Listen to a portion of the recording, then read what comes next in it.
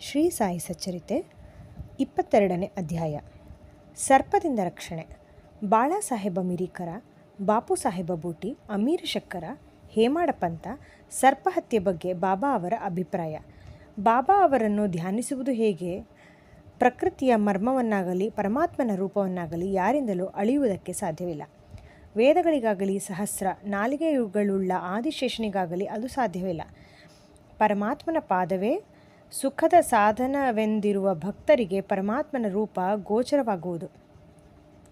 ಆ ಉದಾತ್ತವಾದ ಜೀವನದ ಗುರಿಯನ್ನು ಸಾಧಿಸಲು ಅವನನ್ನು ಧ್ಯಾನಿಸುವ ಸಾಧನವೊಂದನ್ನು ಬಿಟ್ಟರೆ ಬೇರೆ ಯಾವ ಸಾಧನವನ್ನೂ ಭಕ್ತರು ಅರಿಯರು. ಹೇಮಾಡ ಪಂತರು ಭಕ್ತಿಯ ಮತ್ತು ಧ್ಯಾನದ ಸುಲಭವಾದ ಮಾರ್ಗವನ್ನು ಈ ರೀತಿ ವಿವರಿಸುತ್ತಾರೆ. ಕೃಷ್ಣ ಪಕ್ಷದ ಚಂದ್ರನು ದಿನೇ ದಿನೇ ಕ್ಷೀಣಿಸುತ್ತಾ ಒಂದು ದಿನ ಕಣ್ಮರೆಯಾಗುವನು. ಆ ದಿನವೇ ಅಮಾವಾಸ್ಯೆ. ನಂತರ ಶುಕ್ಲ ಪಕ್ಷ ಆರಂಭವಾಗಿ ಚಂದ್ರನು ಪ್ರಕಾಶಿಸತೊಡಗುತ್ತಾನೆ. ಆಗ ಜನಕೋಟಿಯು ಚಂದ್ರನನ್ನು ನೋಡಲು ಹಾತೊರೆಯುತ್ತದೆ.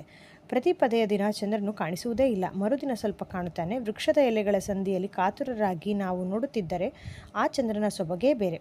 ಇದನ್ನೇ ಆಧಾರವಾಗಿಟ್ಟುಕೊಂಡು ಈಗ ಬಾಬಾರವರ ದಿವ್ಯ ತೇಜ ಪ್ರತಿಭೆಯನ್ನು ಅವಲೋಕಿಸೋಣ. ಸಾಯಿಬಾಬಾರವರ ಫೋಟೋ ನೋಡಿ, ಎಷ್ಟು ಮುದ್ದಾಗಿದೆ. ಬಲಗಾಲನ್ನು ಎಡಗಾಲಿನ ಮಂಡಿಯ ಮೇಲೆ ಹಾಕಿಕೊಂಡು ಎಡಗೈ ಬೆರಳುಗಳನ್ನು ಬಲಗಾಲಿನ ಪಾದದ ಮೇಲಿಟ್ಟುಕೊಂಡು ಕುಳಿತಿದ್ದಾರೆ. ಬಲಗಾಲಿನ ಹೆಬ್ಬೆಟ್ಟಿನ ಮೇಲೆ ಎಡಗೈ ತೋರು ಬೆರಳು ಮತ್ತು ಮಧ್ಯದ ಬೆರಳುಗಳನ್ನು ಇಟ್ಟುಕೊಂಡಿರುತ್ತಾರೆ. ಈ ಸ್ಥಿತಿಯಲ್ಲಿ ಕುಳಿತಿರುವ ಬಾಬಾ, ನೀವು ನನ್ನ ಪ್ರತಿಭೆಯನ್ನು ಕಾಣಬಯಸಿದರೆ ಅಹಂಕಾರ ಮತ್ತು ಮಮಕಾರವನ್ನು ತ್ಯಜಿಸಿರಿ. ತೋರು ಬೆರಳು ಮತ್ತು ಮಧ್ಯದ ಬೆರಳು ಇವುಗಳ ಮಧ್ಯೆ ಕಾಣುವ ಬಲಗಾಲಿನ ಹೆಬ್ಬೆಟ್ಟಿನ ಮೇಲೆ ನಿಮ್ಮ ಚಿತ್ತವಿಟ್ಟು ಧ್ಯಾನಿಸಿರಿ. ಆಗ ನಿಮಗೆ ಪ್ರತಿಭೆಯ ಅರಿವಾಗುತ್ತದೆ ಎಂದು ಹೇಳುವಂತಿದೆ ಆ ನೋಟದ ವೈಖರಿ. ಇದೇ ಭಕ್ತಿ ಮಾರ್ಗದ ಸುಲಭ ಸಾಧನ. ಈಗ ಬಾಬಾರವರ ಜೀವಿತವನ್ನು ನೋಡೋಣ. ಬಾಬಾರವರು ಅಲ್ಲಿ ವಾಸ್ತವ್ಯ ಮಾಡಿದ ಮೇಲೆ ಶಿರಡಿಯು ಒಂದು ದೊಡ್ಡ ಯಾತ್ರಾ ಸ್ಥಳವಾಯಿತು. ದೇಶದ ಮೂಲೆ ಮೂಲೆಗಳಿಂದ ಭಕ್ತರು ಬಂದು ಮಸೀದಿಯಲ್ಲಿ ನೆರೆಯುತ್ತಿದ್ದರು. ಬಡವ ಬಲ್ಲಿದರೆಂಬ ಭೇದವೇ ಇರಲಿಲ್ಲ.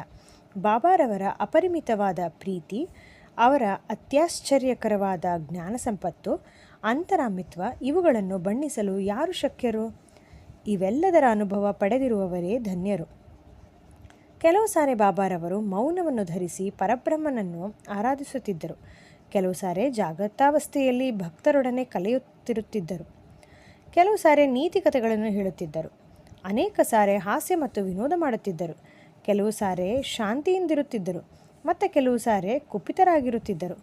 ಕೆಲವು ಸಾರಿ ಸಂಕ್ಷಿಪ್ತವಾಗಿ ಬೋಧಿಸುತ್ತಿದ್ದರು. ಕೆಲವು ಸಾರಿ ಸುಮ್ಮನೆ ವಾದಿಸುತ್ತಿದ್ದರು. ಅನೇಕ ಸಾರಿ ಸರಳವಾಗಿರುತ್ತಿದ್ದರು. ಭಕ್ತರಿಗೆ ಅನುಗುಣವಾದ ವಿವಿಧೋಪದೇಶ ನೀಡುತ್ತಿದ್ದರು. ಆದ್ದರಿಂದ ಅವರ ಜೀವನವು ನಮ್ಮ ಬುದ್ಧಿ, ಮಾತು ಮತ್ತು ದೃಷ್ಟಿಗೆ ಮೀರಿದುದಾಗಿದೆ. ಅವರನ್ನು ನೋಡಬೇಕೆಂಬ ಬಯಕೆ, ಮಾತನಾಡಿಸಬೇಕೆಂಬ ಬಯಕೆ ಇವುಗಳಿಗೆ ತೃಪ್ತಿಯೇ ಇಲ್ಲ. ಆದರೂ ಭಕ್ತರು ಪರಮಾನಂದ ಭರಿತರಾಗಿದ್ದರು. ಮಳೆಯ ಹನಿಗಳನ್ನು ಎಣಿಸಬಹುದು, ಗಾಳಿಯನ್ನು ಚರ್ಮದ ಚೀಲದಲ್ಲಿ ಕಟ್ಟಿಡಬಹುದು. ಆದರೆ ಬಾಬಾರವರ ಲೀಲೆಗಳನ್ನು ಅಳತೆ ಮಾಡಲು ಸಾಧ್ಯವಿಲ್ಲ. ಸಾಯಿಬಾಬಾ ಭಕ್ತರ ವಿಪತ್ತುಗಳನ್ನು ಹೇಗೆ ನಿರೀಕ್ಷಿಸುತ್ತಿದ್ದರು ಮತ್ತು ಅವುಗಳಿಂದ ಅವರನ್ನು ಹೇಗೆ ಪಾರು ಮಾಡುತ್ತಿದ್ದರು ಎಂಬ ವಿಚಾರವನ್ನು ಈಗ ಪ್ರೇಕ್ಷಿಸೋಣ. ಬಾಳಾಸಾಹೇಬ ಮಿರೀಕರ. ಸರದಾರ ಕಾಕಾ ಸಾಹೇಬ ಮಿರೀಕರರ ಮಗ ಬಾಳಾಸಾಹೇಬರು ಚಿತಳಿಗೆ ಪ್ರಯಾಣ ಮಾಡುತ್ತಿದ್ದರು. ದಾರಿಯಲ್ಲಿ ಹಾಗೆಯೇ ಶಿರಡಿಗೆ ಬಂದು ಬಾಬಾರವರ ದರ್ಶನವನ್ನು ಪಡೆದು ಯೋಗಕ್ಷೇಮವನ್ನು ವಿಚಾರಿಸಿದರು. ಆಗ ಬಾಬಾರವರು, ನಮ್ಮ ದ್ವಾರಕಾಮಾಯಿ ನಿನಗೆ ಗೊತ್ತಿದೆಯೇ ಎಂದು ಕೇಳಿದರು. ಮಿರೀಕರರಿಗೆ ಅರ್ಥವಾಗಲಿಲ್ಲ. ಸುಮ್ಮನೆ ಕುಳಿತರು. ಪುನಃ ಬಾಬಾರವರು ಮುಂದುವರೆದು, ನೀನು ಈಗ ಕುಳಿತಿರುವುದೇ ದ್ವಾರಕಾಮಾಯಿ. ಅವಳು ತನ್ನ ತೊಡೆಯ ಮೇಲೆ ಕುಳಿತಿರುವ ಮಕ್ಕಳ ಅಪಾಯಗಳೆಲ್ಲವನ್ನೂ ದೂರ ಮಾಡುತ್ತಾಳೆ. ಈ ಮಾತೆಯು ದಯಾಮಯಳು. ಅವಳ ಭಕ್ತರಿಗೆ ಯಾವ ಕಷ್ಟಗಳೂ ಬರುವುದಿಲ್ಲ. ಅವಳ ತೊಡೆಯ ಮೇಲೆ ಕುಳಿತರೆಂದರೆ ಸಾಕು, ಅವರ ತೊಂದರೆಗಳು ನಿವಾರಣೆಯಾದಂತೆಯೇ. ಅವಳ ನೆರಳಿನಲ್ಲಿ ಆಶ್ರಯ ಪಡೆದವರು ಆಶೀರ್ವಾದ ಪಡೆದಂತೆಯೇ ಎಂದು ಹೇಳಿದರು. ನಂತರ ಅವರಿಗೆ ಉದಿಯನ್ನು ಕೊಟ್ಟು ಅವರ ಮಸ್ತಕದ ಮೇಲೆ ಅಭಯ ಹಸ್ತವನ್ನಿಟ್ಟು ಆಶೀರ್ವದಿಸಿದರು. ಮಿರೀಕರು ಇನ್ನೇನು ಹೊರಡುವುದರಲ್ಲಿದ್ದರು. ಆಗ ಬಾಬಾ ಅವರು ಪುನಃ, ಲಂಬೂಭಾವು ಸರ್ಪ ನಿನಗೆ ಗೊತ್ತಿದೆಯೇ ಎಂದು ಕೇಳಿದರು. ನಂತರ ತಮ್ಮ ಎಡಗೈ ಮುಷ್ಟಿಯನ್ನು ಸರ್ಪದಂತೆ ಅಲ್ಲಾಡಿಸುತ್ತಾ, ಅವನು ಬಹಳ ಭಯಂಕರನು. ಆದರೆ ದ್ವಾರಕಾಮಾಯಿಯ ಮಕ್ಕಳನ್ನೇನು ಮಾಡಬಲ್ಲನು? ದ್ವಾರಕಾಮಾಯಿ ಅವರನ್ನು ಕಾಪಾಡುತ್ತಿರುವಾಗ ಸರ್ಪ ಏನು ಮಾಡಬಲ್ಲದು ಎಂದು ಕೇಳಿದರು. ಅಲ್ಲಿದ್ದವರೆಲ್ಲರೂ ಬಾಬಾರವರ ಈ ಮಾತಿನ ಅರ್ಥ ತಿಳಿಯಲು ಕಾತುರರಾಗಿದ್ದರು. ಆದರೆ ಬಾಬಾ ಅವರನ್ನು ಕೇಳುವ ಧೈರ್ಯ ಯಾರಿಗೂ ಇರಲಿಲ್ಲ. ಬಾಳಾಸಾಹೇಬರು ಬಾಬಾರವರಿಗೆ ನಮಸ್ಕರಿಸಿ ಶ್ಯಾಮ ಅವರೊಡನೆ ಮಸೀದಿ ಬಿಟ್ಟು ಹೊರಟರು. ಬಾಬಾರವರು ಶ್ಯಾಮ ಅವರಿಗೆ ಮಿರಿಕರ ಅವರೊಡನೆ ಪ್ರಯಾಣ ಮಾಡುವಂತೆ ಹೇಳಿದರು. ಶ್ಯಾಮ ಅವರು ಈ ವಿಷಯವನ್ನು ಬಾಳಾಸಾಹೇಬರಿಗೆ ತಿಳಿಸಿದಾಗ ಅವರು ಬೇಡವೆಂದರು. ಬಾಳಾಸಾಹೇಬರ ಅಭಿಪ್ರಾಯವನ್ನು ಶ್ಯಾಮ ಅವರು ಬಾಬಾ ಅವರಿಗೆ ತಿಳಿಸಿದರು. ಆಗ ಬಾಬಾರವರು, ಸರಿ, ಹೋಗಬೇಡ, ನಾವು ಯಾವಾಗಲೂ ಒಳ್ಳೆಯದನ್ನು ಎಣಿಸಬೇಕು, ಒಳ್ಳೆಯದನ್ನೇ ಮಾಡಬೇಕು, ಆದರೆ ಏನಾಗಬೇಕೋ ಅದು ಆಗಿಯೇ ಬಿಡುತ್ತದೆ ಎಂದರು. ಸ್ವಲ್ಪ ಕ್ಷಣದಲ್ಲಿಯೇ ಬಾಳಾಸಾಹೇಬರು ಪುನಃ ಯೋಚಿಸಿ ಶ್ಯಾಮ ಅವರನ್ನು ಕರೆದು ಅವರು ತಮ್ಮ ಜೊತೆಯಲ್ಲಿ ಬರಬಹುದೆಂದರು. ಶ್ಯಾಮ ಇದನ್ನು ಬಾಬಾ ಅವರಿಗೆ ತಿಳಿಸಿ ಅವರ ಅನುಜ್ಞೆ ಪಡೆದು ಬಾಳಾಸಾಹೇಬರ ಸಂಗಡ ಹೊರಟರು. ಚಿತಳಿಯನ್ನು ರಾತ್ರಿ 9 ಗಂಟೆಗೆ ತಲುಪಿ ಶ್ರೀ ಮಾರುತಿ ದೇವಸ್ಥಾನದಲ್ಲಿ ತಂಗಿದರು. ಕಚೇರಿಯ ವರಿಷ್ಠರು ಬಂದಿರಲಿಲ್ಲ, ಆದುದರಿಂದ ಮಾತನಾಡುತ್ತಾ ಕುಳಿತರು. ಬಾಳಾಸಾಹೇಬರು ಪತ್ರಿಕೆಯನ್ನು ಓದುತ್ತಾ ಚಾಪೆಯ ಮೇಲೆ ಕುಳಿತಿದ್ದರು. ಆಗ ಅವರ ನಡದ ಮೇಲಿದ್ದ ಹೊದಿಕೆಯ ಮೇಲೆ ಯಾರಿಗೂ ತಿಳಿಯದಂತೆ ಒಂದು ಸರ್ಪ ಬಂದು ಕುಳಿತಿತ್ತು. ಅವರ ಜವಾನನು ಇದನ್ನು ನೋಡಿ ಹಾವು ಹಾವು ಎಂದು ಕೂಗಿಕೊಂಡನು. ಬಾಳಾಸಾಹೇಬ ನಡುಗಲಾರಂಭಿಸಿದರು. ಶ್ಯಾಮ ಅವರು ಚಕಿತರಾದರು. ಸದ್ದಿಲ್ಲದೆ ಕೋಲು ತರಲು ಹೊರಟರು. ಸರ್ಪವು ಬಾಳಾಸಾಹೇಬರನ್ನು ಬಿಟ್ಟು ಕೆಳಗಿಳಿಯಿತು. ಕೂಡಲೇ ಅದನ್ನು ಹೊಡೆದು ಕೊಂದರು. ಈ ಅಪಾಯವನ್ನು ಬಾಬಾ ಅವರು ಮೊದಲೇ ನಿರೀಕ್ಷಿಸಿ ಅದರಿಂದ ಅವರನ್ನು ಪಾರು ಮಾಡಿದರು. ಅಂದಿನಿಂದ ಬಾಳಾಸಾಹೇಬರಿಗೆ ಬಾಬಾ ಅವರಲ್ಲಿದ್ದ ಭಕ್ತಿ ದೃಢವಾಯಿತು. ಬಾಪು ಸಾಹೇಬ ಬೂಟಿ. ಪ್ರಸಿದ್ಧ ಜ್ಯೋತಿಷಿಯಾದ ಶ್ರೀ ನಾನಾ ಢೇಂಗಳೆಯವರು ಶಿರಡಿಯಲ್ಲಿ ಬಾಪು ಸಾಹೇಬ ಬೂಟಿಯವರಿಗೆ, ಈ ದಿನ ನಿಮಗೆ ಗ್ರಹಗತಿಗಳು ಸರಿಯಾಗಿಲ್ಲ, ಅಪಾಯವಿದೆ ಎಂದರು. ಬಾಪು ಸಾಹೇಬರು ಇದರಿಂದ ಮನೋವ್ಯಾಕುಲರಾದರು. ಎಂದಿನಂತೆ ಆ ದಿನ ಅವರು ಮಸೀದಿಗೆ ಬಂದಾಗ ಬಾಬಾ ಅವರು, ನಾನಾ ನಿನಗೇನು ಹೇಳಿದರು? ನಿನಗೆ ಈ ದಿನ ಮರಣ ಸಂಭವಿಸಿದೆ ಎಂದು ಹೇಳುತ್ತಾರೆ ಅಲ್ಲವೇ? ನೀನು ಹೆದರಬೇಕಿಲ್ಲ. ಹೇಗೆ ಆ ಮೃತ್ಯುವು ನಿನ್ನನ್ನು ಕೊಲ್ಲುವುದೋ ನೋಡೋಣ ಎಂದರು. ಆ ದಿನ ಸಂಜೆ ಬಾಪು ಸಾಹೇಬರು ತಮ್ಮ ಕೊಠಡಿಗೆ ಹೋಗಿ ಕುಳಿತಾಗ ಒಂದು ಸರ್ಪವನ್ನು ಕಂಡರು. ಅವರ ಜವಾನನು ಅದನ್ನು ಹೊಡೆಯಲು ಕೈ ಎತ್ತಿದನು. ಬಾಪು ಸಾಹೇಬರು ಒಂದು ದೊಡ್ಡ ಕೋಲನ್ನು ತರಲು ಹೇಳಿದರು. ಜವಾನನ್ನು ಕೋಲನ್ನು ತರುವುದರೊಳಗೆ ಸರ್ಪ ಮಾಯವಾಗಿತ್ತು. ಆಗ ಬಾಪು ಸಾಹೇಬರು ಬಾಬಾ ಅವರ ಮಾತುಗಳನ್ನು ಜ್ಞಾಪಕಕ್ಕೆ ತಂದುಕೊಂಡು ಸಂತೋಷಭರಿತರಾದರು. ಅಮೀರ ಶಕ್ಕರ. ಕಟುಕರ ಜಾತಿಗೆ ಸೇರಿದ ಕೋಪರಗಾಂವ ತಾಲೂಕಿನ ಕೊರಾಳಹಳ್ಳಿಯ ಅಮೀರ ಶಕ್ಕರ ಬಾಂದ್ರಾದಲ್ಲಿ ಕಮಿಷನ್ ಏಜೆಂಟರಾಗಿದ್ದರು. ಅವರು ವಾಯುರೋಗದಿಂದ ನರಳುತ್ತಿದ್ದರು. ದೇವರನ್ನು ಸ್ಮರಿಸಿ ಬಾಬಾರ ಹತ್ತಿರ ಬಂದು ರೋಗವನ್ನು ಗುಣಪಡಿಸುವಂತೆ ಬೇಡಿಕೊಂಡರು. ಅದಕ್ಕೆ ಸಾಯಿಬಾಬಾ ಅವರಿಗೆ ಚಾವಡಿಯಲ್ಲಿ ತಂಗುವಂತೆ ಹೇಳಿದರು. ಆ ಚಾವಡಿಯು ಅನಾರೋಗ್ಯ ಸ್ಥಳವಾಗಿತ್ತು, ಆದರೆ ಬಾಬಾ ಅವರ ಆಜ್ಞೆಯನ್ನು ಮೀರುವಂತಿರಲಿಲ್ಲ. ಬಾಬಾ ಅವರನ್ನು ಮಸೀದಿಗೆ ಬರಕೊಡಲಿಲ್ಲ. ಆಗಾಗ್ಗೆ ಚಾವಡಿಗೆ ತಾವೇ ಹೋಗಿ ಬರುತ್ತಿದ್ದರು. ರಾತ್ರಿ ಮೆರವಣಿಗೆಯ ನಂತರ ಬಾಬಾ ಅಲ್ಲಿ ಹೋಗಿ ಮಲಗುತ್ತಿದ್ದರು. ಆದುದರಿಂದ ಅಮೀರ ಅವರಿಗೆ ಬಾಬಾ ಅವರ ಭೇಟಿ ಆಗಾಗ್ಗೆ ಆಗುತ್ತಲೇ ಇತ್ತು. ಅಮೀರ ಶಕ್ಕರ ಅಲ್ಲಿ 9 ತಿಂಗಳು ತಂಗಿದ್ದರು. ಅನಂತರ ಬಹುಶಃ ಬೇಸರ ಪಟ್ಟುಕೊಂಡು ಒಂದು ದಿನ ರಾತ್ರಿ ಯಾರಿಗೂ ಹೇಳದೆ ಶಿರಡಿಯನ್ನು ಬಿಟ್ಟು ಕೋಪರಗಾಂವ ಧರ್ಮಶಾಲೆಗೆ ಹೋಗಿಬಿಟ್ಟರು. ಅಲ್ಲಿ ಮರಣಾವಸ್ಥೆಯಲ್ಲಿದ್ದ ಒಬ್ಬ ಮುದಿ ಫಕೀರನನ್ನು ಅವರು ಕಂಡರು. ಅವನು ನೀರು ನೀರು ಎಂದು ಕೂಗಿಕೊಳ್ಳುತ್ತಿದ್ದನು. ಅಮೀರ ಶಕ್ಕರ ಅವನಿಗೆ ನೀರು ಕುಡಿಯಲು ಕೊಟ್ಟರು. ನೀರು ಕುಡಿದ ತತ್ಕ್ಷಣ ಫಕೀರನು ಮರಣ ಹೊಂದಿದನು.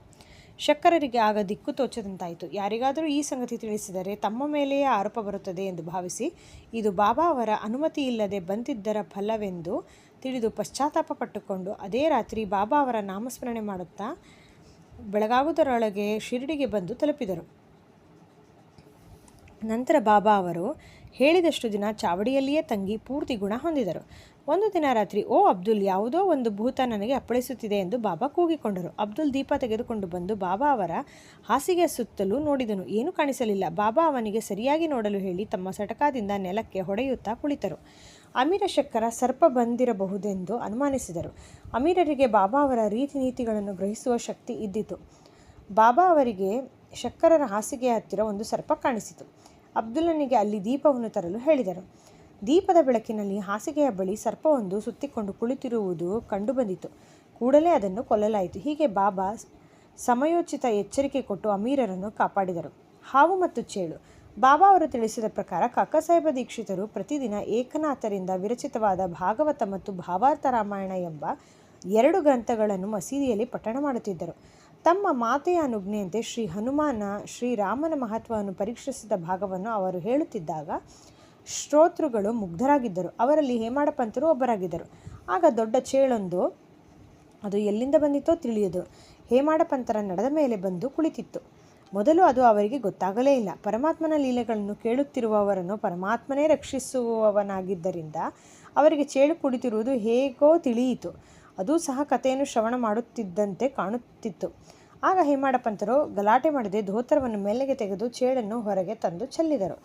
ಇನ್ನೊಂದು ಸಂದರ್ಭದಲ್ಲಿ ಕೆಲವರು ಒಂದು ರಾತ್ರಿ ದೀಕ್ಷಿತವಾಡಾದ ಅಟ್ಟದ ಮೇಲೆ ಮಾತನಾಡುತ್ತಾ ಕುಳಿತಿದ್ದರು. ಆಗ ಕಿಟಕಿಯ ಸಂದಿಯಿಂದ ಒಂದು ಭಯಂಕರ ಸರ್ಪವು ಬಂದು ಸುರುಳಿ ಸುತ್ತುಕೊಂಡು ಕುಳಿತಿತು. ಎಲ್ಲರೂ ಕೋಲು ತರಲು ಹೊರಟರು. ಅದನ್ನು ಹೊಡೆಯಲು ಪ್ರಯತ್ನಪಟ್ಟರು. ಆದರೂ ಅದು ಸಿಗದೆ ಅದೇ ಸಂದಿಯ ಮೂಲಕ ಮಾಯವಾಯಿತು. ಬಾಬಾ ಅವರ ಅಭಿಪ್ರಾಯ. ಆಗ ಮುಕ್ತಾರಾಮನೆಂಬ ಭಕ್ತನು ಅದು ತಪ್ಪಿಸಿಕೊಂಡು ಹೋಗಿರುವುದು ಒಳ್ಳೆದಾಯಿತೆಂದು ಹೇಳಿದನು. ಅದಕ್ಕೆ ಹೇಮಾಡಪಂತರು ಸರ್ಪಗಳನ್ನು ಕೊಲ್ಲುವುದು ಸರಿ ಎಂದು ವಾದಿಸಿದರು. ಹೀಗೆ ಚರ್ಚೆ ಬಿರುಸಾಗಿ ನಡೆಯಿತು. ಕೊನೆಗೆ ಎಲ್ಲರೂ ತಮ್ಮ ಮನೆಗೆ ಹಿಂದಿರುಗಿದರು. ಮರುದಿನ ಬಾಬಾ ಮಸೀದಿಯಲ್ಲಿ ಕುಳಿತಾಗ, ನಿನ್ನೆ ರಾತ್ರಿ ವಾಡಾದಲ್ಲಿ ಯಾವ ಚರ್ಚೆ ನಡೆಯಿತು ಎಂದು ಕೇಳಿದರು.